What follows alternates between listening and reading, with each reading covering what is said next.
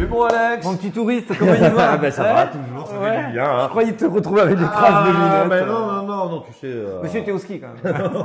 Fallait pas que je le dise. Ouais, voilà, ça c'est dommage. Mais en tout cas, super, ravi de vous revoir et de partager avec vous ce super moment. Exactement. Et comme chaque semaine, on a Julien pour les fondamentaux. Et Alex, côté technique. Bon, alors, vous avez vu, on a un gros mur quand même. C'est le fameux mur des 25, on parle depuis quelques temps quand même. Pauvre fou, oui, c'est vrai. Ou pas. Et on va vous montrer, on va vous expliquer notre scénario, notre narratif. Mais bon, soyez heureux, soyez joyeux. Il y a des moments pires dans la vie qu'aujourd'hui. Exactement. Donc, je te propose déjà de nous commenter, à vous lire. Ouais. N'oubliez pas, hein, semaine prochaine, il y a un gros top. Top 5 pépites, oui. Top 5 pépites, qui est plutôt pas mal. Vous aurez des surprises. Ouais. On nous a dit, vous mouillez pas trop. Quand on a fait notre top 10, excusez-nous, mais le marché était sur des bottoms. Et nous, on ne voulait pas présenter des petits jetons. On voulait vous exposer que sur du large cap qui tient bien mieux la route. Hein. Donc c'est pour ça que là on va se mouiller un petit peu plus. On va se mouiller, en plus ça fait longtemps qu'on en discute parce que forcément on n'est pas tout le temps d'accord parce qu'il y a du monde. Exactement. Donc n'oubliez pas une petite cloche, un petit follow, un petit message, ça nous fait plaisir et vous ne raterez absolument rien. Alors le récap de la semaine. C'est parti. Bon, hein, et c'est notre ami Phil. Phil, il va être encore content. Paix à toi, bisous à toi. Encore un token inconnu du bataillon. Qui vient d'exploser, qui nous fait un 487. Notre cher ami Phil, avec beaucoup de respect, on te suit, on aime beaucoup ce que tu fais. D'ailleurs, je vous invite à le suivre. Le suivre Pro Indicator, très bon. Très bon. Bon, un petit peu technique. Donc nous, on fait l'intermédiaire, hein, on dégrossit. Et en fait, il nous fait beaucoup rire parce qu'à chaque fois, il y a des jetons, on est complètement d'accord avec lui, qui sortent de nulle part, qui font des x10, x100. Et les gros dossiers. Les gros dossiers qui ont des sacrés projets, ça monte jamais. Ça monte jamais. Sauf aujourd'hui, les petits chinois, comme on le voit. Neo, Filecoin, c'est très bien. EOS aussi, meilleur blockchain public en Chine. Donc ça, on va vous en parler pourquoi aussi ça bouge bien côté chinois. Ouais. Bon, Winmix, c'est une plateforme gaming, le gaming toujours là. Toujours là. J'ai l'impression qu'on aura des milliards de projets, on va dire, gaming, et à chaque fois ça prend quand même. Tout le temps. Dans l'actu aussi, et on l'a vu juste avant, on ne l'a pas dit, mais il y a Blur qui dévisse. Effectivement, il a fait le yo-yo, Blur est arrivé en mode je vais révolutionner les plateformes NFT. Ouais. Et c'est vrai puisqu'il a fait bouger le mastodonte OpenSea qui avait pourtant dit non mais moi je ne touche pas mes prix. Et là clairement il abandonne tous les frais de transaction sur les NFT et rémunère à 0,5 les créateurs, ce qui est maintenant l'équivalent de la concurrence. Et c'est pour ça que Blur aussi retrace derrière. Bon, il retrace parce qu'il a fait un gros pump et qu'OpenSea derrière fait cette annonce là. Alors nos amis chinois, alors ça, je chope ça de Tettalco Macro. Macro. Et en fait, je suis surpris, on n'en a pas beaucoup parlé. Et c'est vrai qu'on en parlait hier sans même savoir ce qui se passait. C'est l'arrivée de nos amis chinois. Ils arrivent fort. Pas de peau. Les projets, on va dire, blockchain qui sont soutenus. On vous partagera même sur Twitter les petits, on va dire, certains projets, etc. Et je te laisse. Et bien là, en fait, donc, on a quand même la Chine qui injecte 92 milliards, c'était vendredi, dans l'économie. Alors là, on est sur du QE, c'est technique. Il y a les QE, les QT, les QE, c'est Quantitative Easing. Tightening. Donc ça veut dire que c'est un resserrement au niveau de la monnaie. Et vous avez le Quantitative Easing, et là, c'est au contraire un relâchement. On sait que quand les États-Unis et la Chine sont en QE, les deux, ça pump. Et quand il n'y en a qu'un sur les deux, le pump est moins violent. Quand les deux sont en QT, c'est-à-dire qu'ils resserrent l'économie, il y a les taux qui remontent parce que l'inflation monte. Et donc là, c'est négatif. Aujourd'hui, on vous en parle. Pourquoi? On vous a saoulé 2 secondes avec ça. Parce qu'en fait, il y a 92 milliards qui sont injectés. Et là, ça veut clairement dire qu'on est dans du QE. C'est pour ça qu'on voit aussi donc, tous les jetons qui sont bien aimés en Chine. Neo, on appelle le Bitcoin chinois. Exactement, les gros dossiers asiatiques pump. Et ils ont raison. Ils profitent aussi, c'est ce que je vous ai tweeté. D'ailleurs, n'hésitez pas sur Twitter à nous suivre. Hein, je vous mets le lien. C'est aussi pour ça, du coup, qu'on voit les institutionnels qui rentrent parce que aux États-Unis, c'est fermé. C'est la journée off des présidents. Ils ont tellement travaillé, ils sont tellement fatigués qu'il leur faut. Mais je les comprends. Ouais. Biden, il faut qu'il se repose vraiment, par contre, lui. Et Biden, là, il faut pas trop, pas un gros pump pour lui. Ah non. Il lui faut des jetons. J'ai vu Zelensky, il a tapé sur l'épaule, j'ai cru qu'il allait lui casser l'épaule. Oh, pardon. Excusez-moi. Excusez-nous pour la parenthèse. Mais c'est vrai qu'on voit clairement, vous avez dû le sentir depuis dimanche soir, que les Chinois sont rentrés dans la danse et ils ont racheté le dip, mais vraiment à l'heure, à 2 h du matin, le dip, bam, les Chinois le rattrapent. Et donc, ça amène de l'eau à notre narratif qu'on vous imprime depuis des semaines et des semaines, où les institutionnels sont en train de rentrer. On sait que le côté continental de la Chine est ouvert maintenant aux institutionnels pour qu'ils investissent. Hong Kong leur fait la part belle. En juin, ça va être complètement libéralisé. Donc, c'est vraiment super intéressant. On voulait aussi vous parler des crypto buzz un petit peu. Alors là, on est en plus partagé parce que de belles, que de beaux graphiques. Ah ouais. Je sais même pas lequel choisir. Allez, peut-être je prendrai. Rappelez-vous, semaine dernière, j'étais tout seul, mais bon, j'étais inspiré quand même par mon ami, de loin. De loin. Sur les pistes de ski surtout. Ouais. Bref. Et en fait, je vous avais parlé de Binance. Binance, je vous le zoome pas, mais je vous avais mis une zone de rachat ici à 280. Bon, mais il a tapé dedans, il est remonté. Si vous avez pu en profiter, très bien, c'est un peu le but de la chaîne d'en faire profiter. Mais c'est pas pour se dorer quand on vous raconte cela, c'est surtout que c'est des jetons qui impriment une tendance, c'est des gros dossiers. Ça, c'est les gros dossiers et qui ont en plus des formations haussières différentes. Voilà. Et là, on n'est pas sur les jetons que Phil déteste. On est vraiment sur. Dans ceux qu'ils aiment bien. Ouais, surtout du lourd, notamment. Cosmos. Notamment Cosmos. Moi, j'ai Chainlink. Ouais. Pour ceux qui n'ont pas l'œil averti, on va commencer par BNB que vous avez à gauche ici et Atom que vous avez à droite. Ces deux jetons-là ont à peu près la même configuration, c'est-à-dire un M qui a été formé. Donc là, ici, vous l'avez aussi, le M chez Atom, complètement à droite. Dans un gros W. Et dans un gros W en formation qui peut nous faire quelque chose comme ceci. Hop, hop et hop.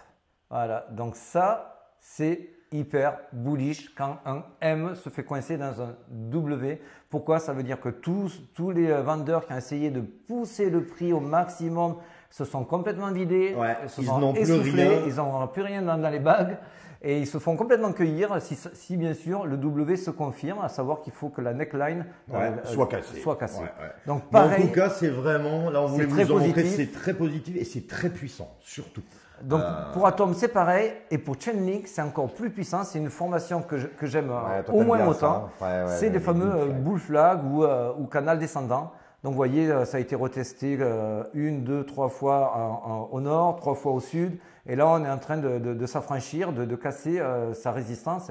Et alors là, je peux vous assurer, il y a très peu de retests, il y a très peu dans la value de travail qui a été donc c'est effectué. Du beurre, on part dans ça du… Ouf. Donc voilà, on ne veut pas vous la vendre trop belle, mais Link, franchement… Il va Link, de toute façon, c'est un des meilleurs dossiers, ça c'est clair. Ça ne veut pas dire que c'est celui qui va faire comme CFX, celui qu'on a vu avant, 500% demain. Non, ça ne sera pas possible sur Link. Parce qu'il est très lourd. Mais là, il est hyper utilisé. L'oracle, des oracles, c'est le chef, puis 85%. Bon, puis on ne va pas y revenir dessus, on vous avait fait déjà un article dessus. On va du coup enchaîner direct avec l'analyse du Bitcoin. Allez, c'est parti, à tout de suite.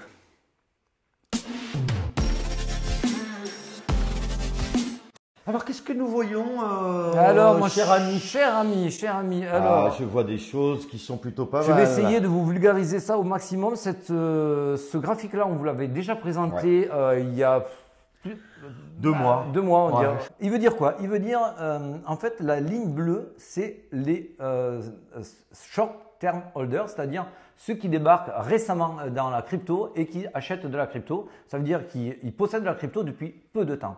Et la ligne violette, pardon, hein, c'est la ligne violette, les short term holders. La ligne bleue, c'est les long term holders. Des gens qui sont là depuis très longtemps. Un peu comme nous deux. Voilà, nous on est là depuis longtemps.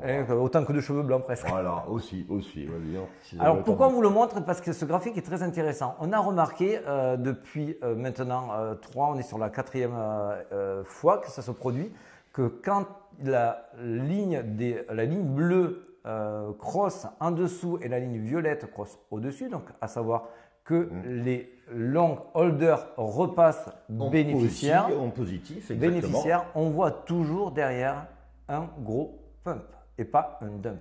Alors il peut y avoir comme ici un léger retracement au cross de ces deux moyennes, mais vous y trompez pas, c'est derrière du pump. Ici sur le 3e exemple aussi.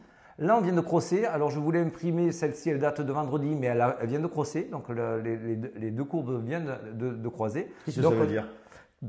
Peut-être qu'on est sur un pump. Alors, mon vieux dossier de statisticien, vous savez, je ne me base jamais que sur 3 exemples. Ouais, bien sûr, il faut quand même les néophytes ont tendance à en faire des schémas, voire des modèles. Moi, c'est juste un indicateur. Je ne base pas toute ma réflexion ni mon ami là-dessus. Mais si on recoupe et qu'on recroise avec d'autres données, alors déjà, le niveau haussier. Oui, la tendance est haussière, quoi qu'on en dise. Ah oui, quoi qu'on en dise. Alors là, on a beau retourner les histoires dans tous les sens, hein, même des mauvaises news. Si vous voulez shorter, allez-y. Moi, je ne shorte pas un TGV. Non. Aïe, ça peut faire mal. Ça fait mal. Ça fait très mal. On ne vous le conseille pas. Après, bien sûr, un petit retracement dans la journée. Ça, après, vous faites ce que vous voulez, mais on parle juste des grands mouvements. Là, c'est des grands mouvements. Et là, le grand mouvement, on est en weekly. Hein. Chaque bougie est une semaine. On voit très bien ici un support qui est massif, qui est puissant, qui a 21 700. Alors, on le disait, si on perd ces 21 000, voire 20 200. Voilà, bon, ça sent pas très bon. Il peut y avoir un retournement, mais ça peut être le piège haussier qu'on attend, qu'on vous expliquera à la fin de la vidéo, très important. Alors, restez bien, petit teaser. Ouais. Mais là, aujourd'hui, vous voyez bien qu'on bataille. Ici, on est en weekly, donc sur la zone des 25 000. Attendez, je vais vous l'afficher et je vais vous afficher aussi la… Ah, notre petite… Ça, c'est des targets en gros. Hein. Voilà, une espèce les fameux AB égale CD. Les AB égale CD, c'est utilisé régulièrement dans le trading. C'est un suivi de tendance. Pour nous, la tendance, elle est haussière. Donc, pour nous, il est logique de se servir de ce modèle-là qui est un suivi de tendance. Et qu'est-ce qu'il dit? Il dit que quand vous avez eu un premier pump massif, le AB, qui a eu un premier retracement qui est le BC, vous avez le CD qui vient être en parallèle de la même longueur, se projeter. Ça marche très souvent. Ça marche très souvent, ça a énormément de sens à nos yeux aujourd'hui, ça ne veut pas dire que ça marche toujours. Bien sûr. Pourquoi ça a du sens aujourd'hui? Parce qu'aujourd'hui, toutes les données nous donnent la tendance, elle est haussière. On voit qu'on est dans un trou dans la value, qu'il y a très peu de volumes qui ont été faits ici. Donc, quand on va s'affranchir, il va y avoir vraiment une petite escalade. Assez simple et ça va passer simple. Et ça va faire mal. Comment tu fais, dis donc? C'est magnifique. Non, voilà, tout ça pour vous dire. Et surtout, oui, que tu n'as pas mentionné, le D, il arrive. Ah, bah tiens, il arrive sur la zone des 30 000. Des 30 000. Et c'est cette zone-là qu'il faudra surveiller pour savoir si effectivement le piège baissier aura vraiment eu lieu là. Ou est-ce qu'on l'a eu? Pour moi, on n'a pas eu de piège baissier encore aujourd'hui puisque les traders n'ont pas été inquiétés. Non. Les week-end ou les petits, les retails ont été inquiétés, ont vendu, ne savent pas où se positionner. Les traders pros savent. Du coup, ça nous amène à cette petite map. Alors, vous voyez, je vais vous l'enlever de suite. Là, on est sur du 4 heures. Chaque bougie est 4 heures. Donc, pourquoi je vous le montre? C'est pour ceux qui font de l'intraday. On voit les creux qui sont toujours plus hauts et les sommets qui sont toujours plus hauts également, sauf les deux derniers, mais les deux derniers sont en construction. Donc, aujourd'hui, tant qu'on ne casse pas ces creux plus hauts, donc celui-ci est à 21 400, celui-ci 23 200 et l'autre 23 800. Tant qu'on n'y touche pas, on est très haussier. Ça ne veut pas dire qu'on ne va pas y retourner. Ça c'est aussi un cas de figure qu'on veut vous soumettre. Pourquoi? Parce que vous avez des zones d'imbalance, c'est le vert que je viens de vous mettre là. Et ici, vous avez une zone de pivot qui est très forte et ça peut être, si on manque de gaz pour casser ce mur de 25 000, on peut venir s'y frotter et repartir à la hausse derrière. Tout à fait. Ça, c'est quelque chose qui est envisageable. Parce qu'on prendrait les liquidités, etc. Exactement. Pour repartir. Parce que vous voyez qu'il y a énormément de liquidités aux alentours des 21 000. Mais aujourd'hui, à court terme, vous avez dans l'immédiateté beaucoup de liquidités à 25 300, 25 200, quoi, de 25 000 jusqu'à 28 000. C'est pour ça que ça peut faire mal. Je ne vous ai pas mis les liquidités sur Ether, c'est pire. Donc Ether aujourd'hui, c'est vraiment hyper bullish. On peut avoir un petit peu de consolidation sur le Bitcoin qui amènerait un peu de l'alt season. On vous l'expliquera d'ailleurs peut-être vendredi, on va faire une breaking news. Oui. On vous expliquera qu'il y a une petite alt seaon en préparation. La dominance a fait ce qu'elle fallait du côté Bitcoin. Et maintenant, c'est en train de se calmer au profit de nos chéris. De nos petites chéries. Et voilà, je voulais finir quasiment avec ça. Et c'est vrai qu'on en parlait, je vous rappelle rapidement ce qu'on se disait. Moi je disais, on est vraiment dans quand même une zone premium, S&P 500, on arrive sur quand même des sommets, quoi. Hein, faut quand même pas se le cacher. J'ai dit, c'est pour ça que potentiellement, on ne sait pas trop ce qui peut se passer. Ben, mon ami Alex, il nous a dégoté le petit truc. Le petit graphique qui tue. Le petit graphique qui tue. Alors d'abord, je vais vous enlever la ligne de tendance pour que ce soit plus clair. Petite parenthèse aussi, ce tracé bleu là, on ne l'a pas touché et il date de début décembre. Donc c'était un retest de la tendance pour finir sur les 4002. On y est. Et c'est vrai. Ça a été même plus rapide qu'on avait prévu. On a eu je m'en souviens qu'on en avait parlé. Nous, on veut souvent être plus rapide. Mais on se donc dit. Donc c'est pas pour se faire mousser, c'est juste pour vous expliquer que quand on a le bon scénario, c'est un petit peu plus facile. Le scénario, pour l'instant, nous, il se confirme. Et là où ça devient pertinent, le travail n'est pas de moi, je vais vous le montrer juste en suivant. Vous voyez, ça c'est la MM200 qui est tracée en bleu et si vous avez du temps à perdre, vous pouvez le faire. Comptez les bougies, il y en a 18. Ah, 18, pas 19. Hein. Non, 18. 18 bougies au-dessus de cette fameuse MM200. Non, ça fait longtemps que tes 18 ans, toi, ils sont passés. Non, ça va. Et donc, vous pouvez vous amuser à les recompter, il y en a 18. Nous, ça ne vient pas de moi, hein. Je vous explique pourquoi je vous parle de cela, de ces fameux 18 bougies au-dessus de la MM200, parce qu'il y en a un, John The Rock Trading Co. Bon voilà, je rigole, mais il fait du bon travail, je le suis. Il nous a compté à chaque fois que ça s'est produit, ces fameux enchaînements de 18 journées donc consécutives, vous l'avez compris, de hausse au-dessus de la MM200. À chaque fois, on s'est rendu compte que donc c'est tous les points rouges qui sont ici. Il n'y en a pas que deux, quoi. Non, il y en a une dizaine quasiment.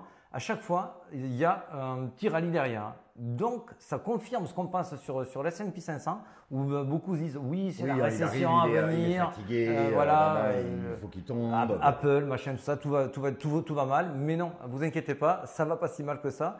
Et d'ailleurs, là, ça le montrerait également que du coup, sur les mois qui suivent, on le voit, sur les 12 mois, il y a du 30%, etc., que le S&P se reprend fortement par rapport à cette MM200 quand on a enchaîné les 18 journées consécutives. Donc, inutile de vous dire que si notre ami SP500 monte, qu'est-ce que Bibi peut faire?